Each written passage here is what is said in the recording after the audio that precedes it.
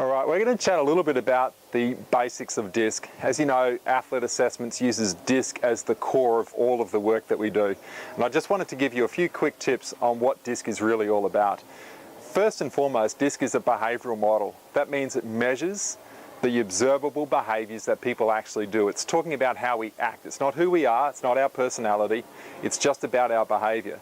And when we talk about behaviour, DISC has worked out a way to look at a 4-quadrant style of how people behave. We have the dominant style, the influencing style, the steady style, and the conscientious style. Now, all of us exhibit those 4 behavioural patterns to some degree.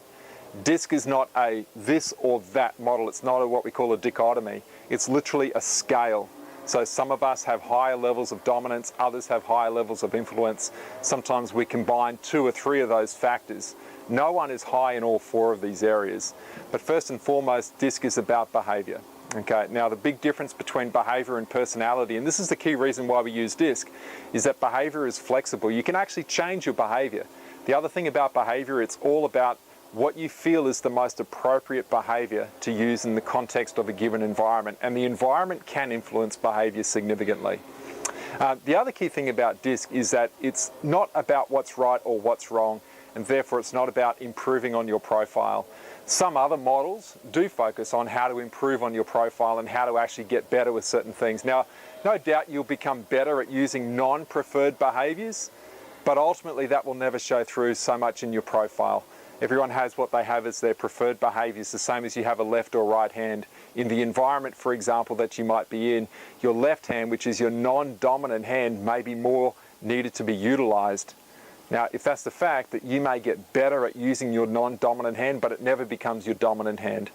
And so whatever profile you have, and this is interesting, having profiled now 17,000 different people, coaches, athletes, officials, leaders, we haven't found that there is a common combination of profiles that is going to guarantee you success. Every profile is useful. Every profile has its strengths and every profile has its limitations. DISC as a model has been around since the 1920s. In 1928, a book was written called The Emotions of Normal People by William Moulton Marston. But what was really interesting is he never copyrighted DISC.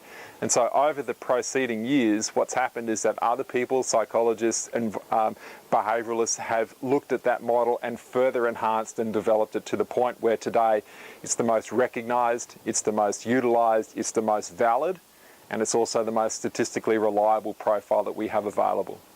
Hopefully those key things about DISC will help you understand it a little bit better and hopefully to utilise it as well.